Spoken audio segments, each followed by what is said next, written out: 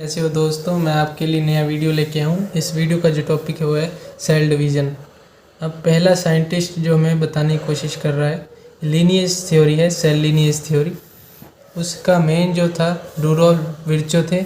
उन्होंने क्या बताया, एक स्टेटमेंट दिया भाई, ओमनी सेलुला ई सेलुला।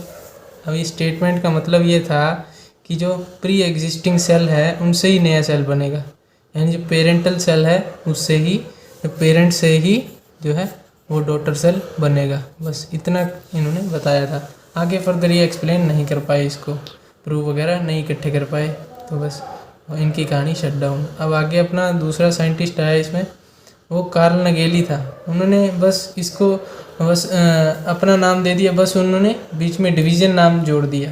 उन्होंने कहा कि एक न्यू सेल है वो किस से अराइज होता है, प्री एग्जिस्टिंग सेल से या पेरेंट सेल से, बस वो डिवीज़न के थ्रू होता है। बस फिर अगले अपने साइंटिस्ट आए, वो भी यही बता रहे थे। बस उन्होंने क्या बता दिया, न्यू न्यूक्लियाई का मतलब न्यूक्लियाई बीच में बता दिया उन्होंने कि न्यूक्लियाई है, जो नया न्यूक्लियाई किससे बनेगा, पेरेंटल न्यूक्लियाई से बनेगा। कैसे बनेगा, डिवीज़न के माध्यम से बनेगा। वो थे स्ट्रॉसबर्गर अपने। तो अगला अपना जो रहेगा वो है सेल डिवीज़न। मेन तो वही था ना। तो 3 मेन इसके टाइप्स हैं सेल डिवीज़न के, माइटोसिस, मियोसिस और एमाइटोसिस। पहला अपना इसका टाइप है वो है माइटोसिस। तो पहला जो सेल डिवीज़न का वो टाइप है वो है माइटोसिस। माइटोसिस में पहला जो व्यक्ति है अपना साइंटिस्ट है वो फ्लेमिंग। फ्लेमिंग ने बस डिटेल स्टडी नहीं बताई, एक नाम बता दिया और एक थोड़ा बहुत उसका बता दिया कि ये क्या है और बस कहाँ कहाँ पे मिलता है अपने को। फ्लेमिंग ने बस डिटेल स्टडी नहीं दी थी। अब डिटेल स्टडी अपनों ये बता रहे हैं साइंटिस्ट ए स्नीडर और एंटन। ठीक है। अब माइटोसिस इन्होंने कहा कि माइटोसिस क्या है, आइडेंटिकल है, बस पेरेंट के ही आइडेंटिकल होगा जो डॉटर सेल होगा, मतलब वेरिएशन बहुत कम है। बस क्या है कि एक से 2 सेल बन रही हैं डिवीज़न के थ्रू। अब कोज क्या हो सकता है इसका, अब कोजेज ऑफ माइटोसिस अपने पढ़ रहे हैं। तो ये हार्टविग ने दिया था कोज, तो मतलब बताया था कि क्या क्या हो सकता है इसमें। तो उन्होंने इस थ्योरी में बताया था कि एक कैरियोप्लाज्मिक इंडेक्स होता है। अब जो कैरियोप्लाज्मिक इंडेक्स है वो कैरियो का मतलब न्यूक्लियस है सिंपल वे में। अब इन न्यूक्लियस के ही प्रोपोर्शनैलिटी को दर्शाया गया अपने। तो इसमें क्या है, रेशियो बताया गया है VN/VC माइनस VN। अब VN इसमें क्या है, न्यूक्लियस, VC क्या है, वॉल्यूम ऑफ सेल, और VC माइनस VN क्या होगा, फिर साइटोप्लाज्म ही बची ना। जैसे ये देखिए सेल, न्यूक्लियस, अब ये है VC, ये है VN। अब VC माइनस VN, तो ये बच गया साइटोप्लाज्म का। बस ये बताने की कोशिश की। अब इन्होंने कहा है कि जो सारी एक्टिविटी है सेल डिवीज़न की वो न्यूक्लियस ही कंट्रोल करता है। तो न्यूक्लियस के पास जितना ज़्यादा एरिया होगा, यानी वो जितना ज़्यादा मतलब कंट्रोल, उतनी ज़्यादा कंट्रोल कर पाएगा जितना कि उसके पास एरिया होगा। तो अगर वो न्यूक्लियस है उसमें साइटोप्लाज्म ज़्यादा हुआ तो फिर वो कंट्रोल लेस कर पाएगा, मतलब लेस अपना सेल साइकिल में पार्ट लेगा। तो फिर अब लार्ज सेल में तो मतलब कंट्रोल पूरा अच्छी तरीके से नहीं हो पाएगा। तो जो सेल डिवीज़न है उसमें काफ़ी दिक्कतें आएंगी अपने पास। तो अगली अपनी बताया इन्होंने कि सरफेस वॉल्यूम रेशियो बताया है। पहला था कैरियोप्लाज्मिक इंडेक्स, वो भी रेशियो था, न्यूक्लियस के बिहाफ पे लिया था। अब ये सरफेस वॉल्यूम के बिहाफ पे लिया है। अब वॉल्यूम के हिसाब से लिया इन्होंने कि वॉल्यूम तो जाहिर सी बात है बढ़ेगा ही अपना। सेल कभी भी डिवाइड करेगी उससे पहले अपना करेगी अटेन। सेल हमेशा, ये देखिए जैसे सेल एक थी, नॉर्मल सेल थी, उसने क्या किया, ग्रोथ किया तो सेल का क्या हुआ, साइज इंक्रीज हुआ। मटेरियल उसके अंदर जो भी है अपने आगे पढ़ेंगे, मटेरियल इंक्रीज हुआ।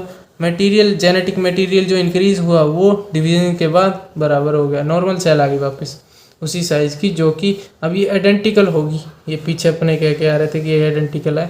हाँ, बस यही बताया इस दोनों के बिहार पे इन्होंने, ये थ्योरी ने। अब अपना अगला जो टॉपिक है वो है इसका सेल साइकिल। सेल साइकिल क्या बता रहा है कि कंप्लीट लाइफ साइकिल है कोई भी सेल का, उसको क्या बोल दिया, सेल साइकिल। अब यूकैरियोटिक कोई भी टिपिकल हो गया, जैसे ह्यूमन सेल हो गया, उसका तो बताया कि 24 घंटे है, 24 आवर्स, यानी एक सेल जो है वो डिवाइड कर रहा है, जैसे कोई भी ह्यूमन सेल है, ह्यूमन सेल मान रहा हूँ इसको, ह्यूमन सेल डिवाइड कर रहा है यानी 2 में डिवाइड कर रहा है, और इसका जो टाइम ड्यूरेशन है वो है अपना 24 आवर्स। ठीक है भाई। ये अब जो प्रोकैरियोटिक सेल है वो 90 मिनट्स ईस्ट है, मतलब बैक्टीरिया है ईस्ट, उसमें 90 मिनट्स ले रहा है। अब वेरी करता है, अलग अलग ऑर्गेनिज्म है उसका सेल है उसके बिहाव पे वेरी कर रहा है। अब सेल साइकिल है, उसके 2 स्टेजेस हैं, एक है इंटरफेज, एक है एम फेज या डिवीजन फेज। अब इंटरफेज अपने आगे पढ़ेंगे। सेल साइकिल है, जैसे इंटरफेज के 3 पार्ट्स होते हैं। इंटरफेज के 3 पार्ट कौन कौन से हैं? G1, S, G2 और फिर एम फेज, ये जो हो गया मिडल में M phase, metaphase mitosis phase हो गया या डिवीजन फेज हो गया। आगे चलते हैं अपने। ये टाइम स्केल्ड बताया हुआ है डायग्राम। अब इंटरफेज में क्या था? इंटरफेज क्या था? कुछ नहीं था कि इंटरफेज होता क्या है कि ये मेटाबॉलिज्म इसमें इंक्रीज हो जाता है, सेल अपना प्रिपेयर कर रही है उसके नेक्स्ट डिवीज़न के लिए, तो फिर वो एक्टिव हो जाती है उसके बिहाफ पे। अब पहले साइंटिस्ट जो कह रहे थे कि साइंटिस्ट थे ना, उनका मानना ये था ना कि इंटरफेज जो है ना वो सेल की मोस्ट रेस्ट फेज है, क्योंकि अब इसमें सेल के अंदर क्या चल रहा है मतलब उनको माइक्रोस्कोप के थ्रू नहीं नज़र आता था। पहले ऐसे माइक्रोस्कोप थे भी नहीं, मतलब इतनी वेल स्टडी नहीं, रिसर्च नहीं थी, तो इसलिए वो कहते थे कि जो माइक्रोस्कोप में नज़र नहीं आ रहा तो नहीं होता होगा भाई साहब। अब ये रेस्टिंग फेज इन्होंने नाम दे दिया।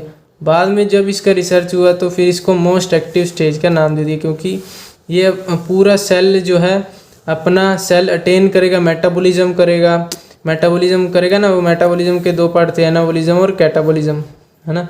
अब एनाबॉलिज्म भाई पूरा करेगा क्योंकि सेल का साइज बढ़ेगा, बायोमास बढ़ेगा ना एनाबॉलिज्म से, तो फिर बायोमास इंक्रीज करेगी, डीएनए वगैरह मतलब सब कुछ चीज़ें बढ़ाएगी अपना, ताकि ये 2 सेल में अब डिवाइड करना है इसको, तो फिर वो उसी साइज़ की होगी ना जिसकी साइज़ की वो पेरेंट सेल थी। अब पेरेंट सेल लगभग अपने से 2x या 2x में कन्वर्ट हो जाएगी। अगर इसका x मान के चलते हैं हमने तो 2x इसका मास होगा, लगभग मानता हूँ कि ये होगा। अब अपना इंटरफेस जो बताए थे उसके सब टाइप्स जो थे वो थे अपने साइंटिस्ट हार्वर्ड और पेल्क, इन्होंने बताया कि इंटरफेस में कौन कौन सी स्टेजेस होती हैं, सब स्टेजेस होती हैं, उनका क्या टाइम ड्यूरेशन है और किस हिसाब से उनमें तैयारी चलती है। तो पहला अपना है G1 फेज, इसको क्या बोला जाता है? प्री डीएनए सिंथेसिस फेज या फर्स्ट गैप फेज। अब गैप का मीनिंग अपने आगे पढ़ेंगे, आगे जब अपना वीडियो चलेगा। तो प्री डीएनए अपने नाम से पता चल रहा है भाई साहब। अब डीएनए के फॉर्मेशन या फिर डीएनए से जो भी रिलेटेड मटेरियल्स हैं उनका ये अपने मटेरियल इधर ही तैयार होगा, जो सब कुछ रेडी इधर ही होगा। तो लॉन्गेस्ट फेज है भाई साहब, ये 12 घंटे की लगभग होती है अपने।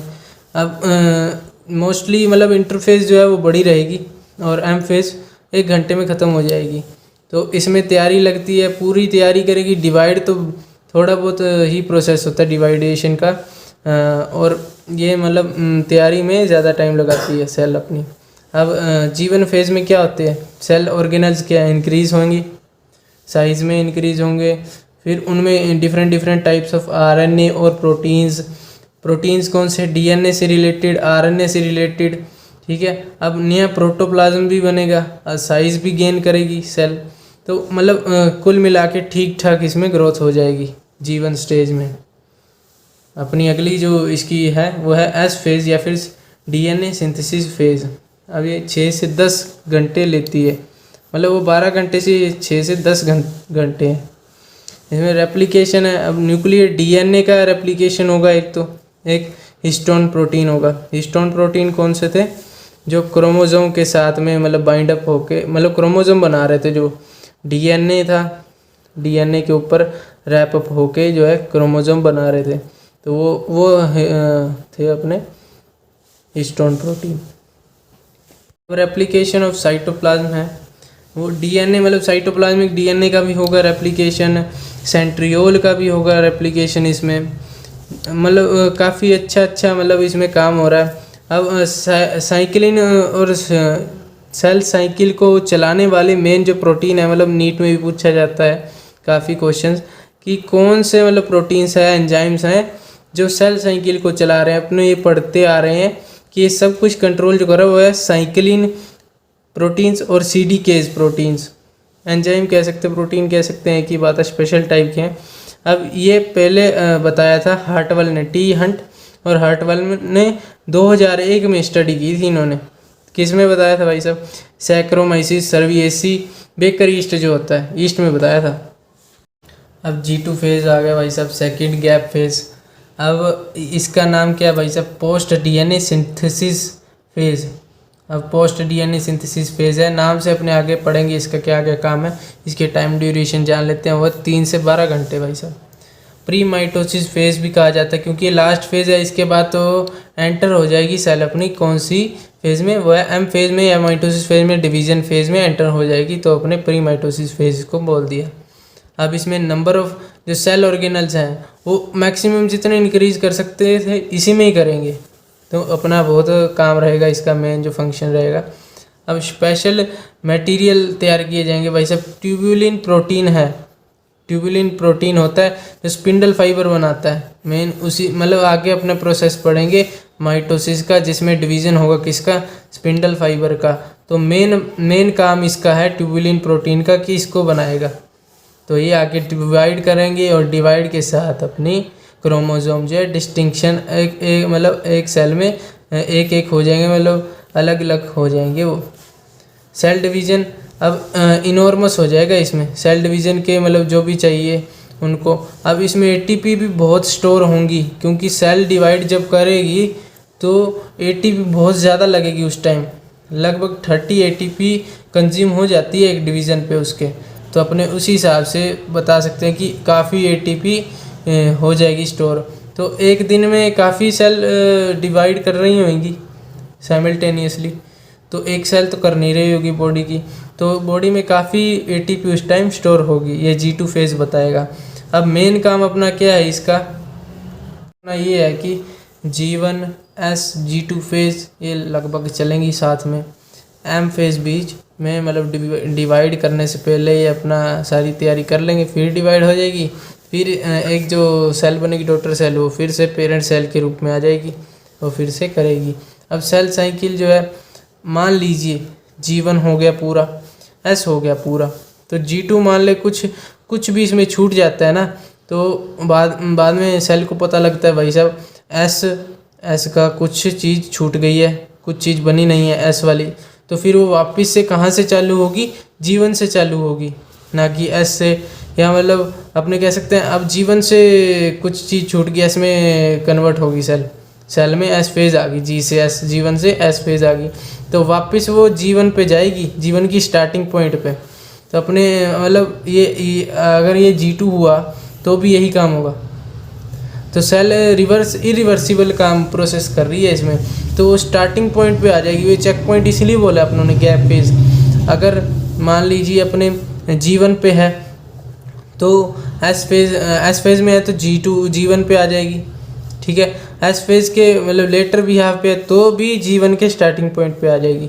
अब ये चेक पॉइंट होता क्या है? अब G1 भी इसका एक मेन चेक पॉइंट है और G2 भी इसका मेन चेक पॉइंट है। S पे नहीं करेगी क्यों? तो मेनली चांस किसके रहेंगे? मेनली चांस इसके रहेंगे कि S वाली जो टर्म है, S में जो जितने भी मटेरियल बन रहे हैं वो G2 में जाके ही चेक होंगे। तो ये सेल यही काम करेगी आगे जाके। तो कुछ भी मटेरियल का लैक होता है तो वो G2 से ही अपने इसको करेंगे, G2 से ही चेक पॉइंट अपने मिलेगा। जाने से पहले अगर वीडियो आपको अच्छा लगा तो लाइक करें, शेयर करें, कमेंट करें और सब्सक्राइब करें।